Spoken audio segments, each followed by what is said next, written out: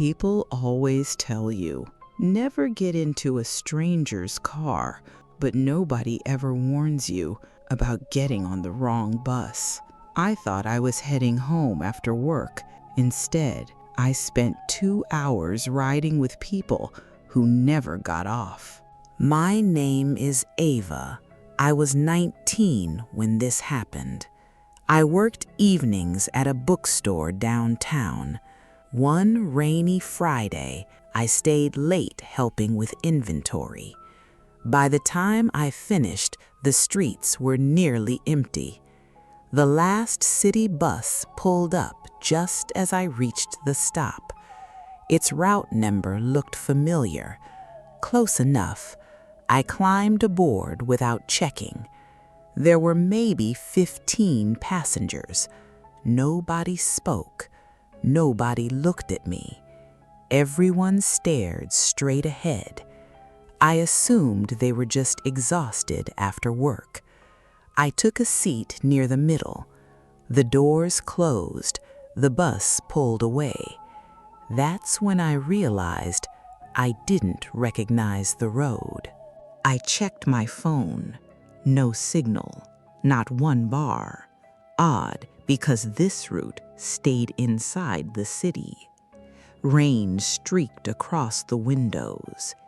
Every streetlight outside looked the same. Every intersection identical. The passengers never moved, not once. No coughing, no conversations, no phones.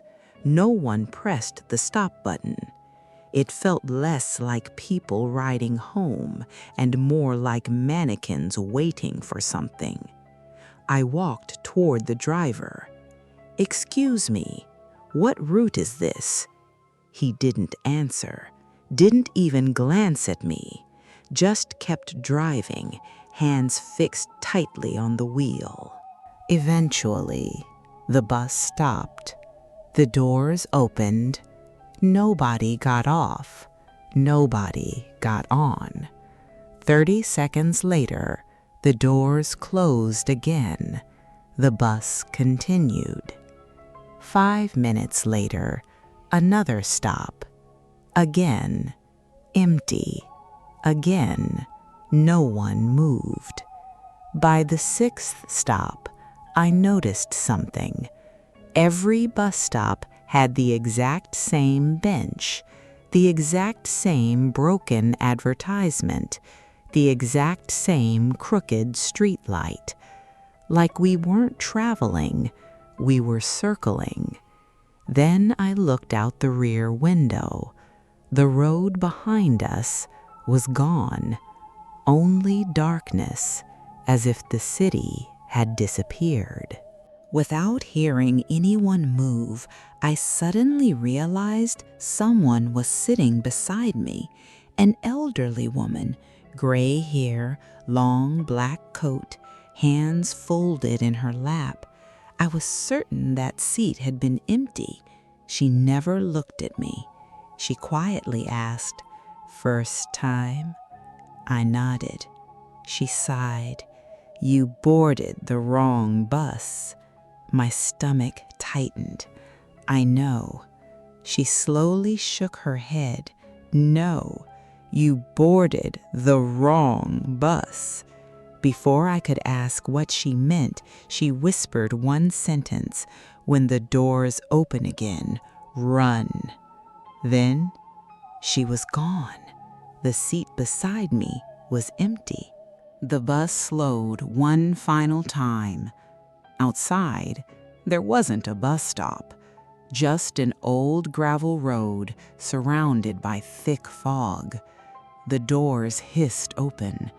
For the first time, every passenger stood at exactly the same moment. None of them looked at the exit. They all turned toward me, slowly, together, smiling, not happy, not angry, just waiting. I remembered the woman's warning. I ran.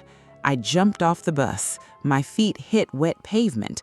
The door slammed shut. The bus drove away without a sound. Its taillights disappeared into the fog. Only then did I notice I was standing at my usual bus stop, the one near my apartment, like nothing had happened. The next morning, I went to the city's transit office. I described the route, the bus number, the driver, the woman, everything. The employee searched every schedule, every archived route, every depot, then looked at me strangely. "We've never had a bus that matches your description." I laughed nervously.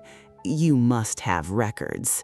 He quietly shook his head, then asked, "What color was the bus?"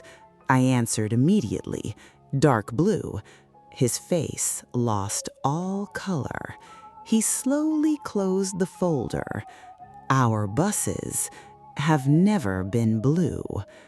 I never rode public transportation alone again, but every few months, usually just after midnight, I still see a dark blue bus drive past my apartment. It never stops.